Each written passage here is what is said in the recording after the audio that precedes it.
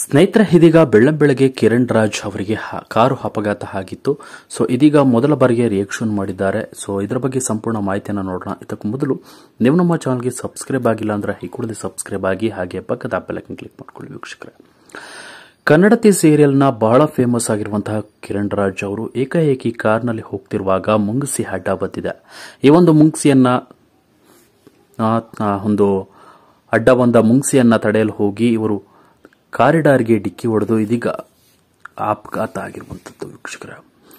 ಏಕಾಏಕಿ ಈ ಒಂದು ಘಟನೆ ನಡೆದಿದ್ದು ಬೆಳ್ಳಂಬೆಳಗ್ಗೆ ನಡೆದಿದ್ದು ಈ ವಿಚಾರ ನೋಡ್ತಿದ್ದ ಅನೇಕ ಅಭಿಮಾನಿಗಳು ಗಾಬರಿಯನ್ನಾಗಿದ್ದಾರೆ.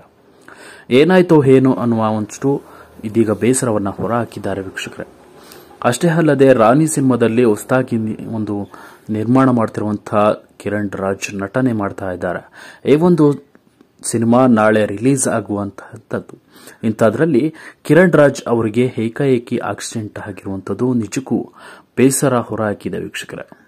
ಕನ್ನಡದ ಫೇಮಸ್ ಸಿನಿಮಾ ಇದೀಗ ರಾಣಿ ಬಹಳ ಟ್ರೆಂಡ್ ಆಗಿ ಓಡ್ತಾ ಇದೆ. ಈ ಸಿನಿಮಾ ನಾಳೆ ರಿಲೀಸ್ ಆಗಲಿದ್ದು ಈ ಸಿನಿಮಾಗೆ ಅನೇಕರು ಸಪೋರ್ಟ್ ಮಾಡಲಿದ್ದಾರೆ.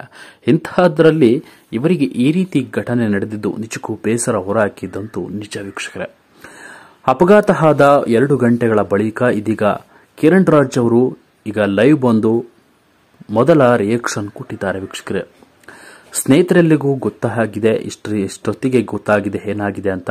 ಸೊ ಯಾರು ಕೂಡ ಗಾಬರಿಯನ್ನ ಪಡ್ಕೋಬೇಡಿ, ನಾನು ಆರಾಮಾಗಿದ್ದೀನಿ, ಸ್ವಲ್ಪ ಪೆಟ್ಟಾಗಿದೆ ಅನ್ನುವ ಮಾತನ್ನ ಹೇಳಿದ್ದಾರೆ. ಸದ್ಯ ಇದೀಗ ಅಪಘಾತವಾದ ಕಿರಣ್ ರಾಜ್ ಅವರಿಗೆ ಎದೆ ಭಾಗದಲ್ಲಿ ಸ್ವಲ್ಪ ಪೆಟ್ಟಾಗಿದ್ದು ಇದೀಗ ಮೊದಲ ರಿಯಾಕ್ಷನ್ ಕೊಟ್ಟಿದ್ದಾರೆ.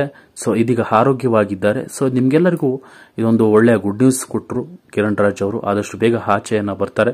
ವೈದ್ಯರ ಸಲಹೆ ಮೇರೆಗೆ ಈಗ ಟ್ರೀಟ್ಮೆಂಟ್ ಮುಗಿದಿದೆ. ಸೊ ಇದರ ಬಗ್ಗೆ ನೀವೇನು ಹೇಳ್ತೀರಾ, ನಿಮ್ಮ ಅನಿಸಿಕೆಗಳನ್ನು ತಿಳಿಸಿ ಅಂತ ಹೇಳ್ತಾ ವಿಡಿಯೋನ ಮುಗಿಸ್ತಾ ಇದ್ದೀನಿ ವೀಕ್ಷಕರೇ. Thank you.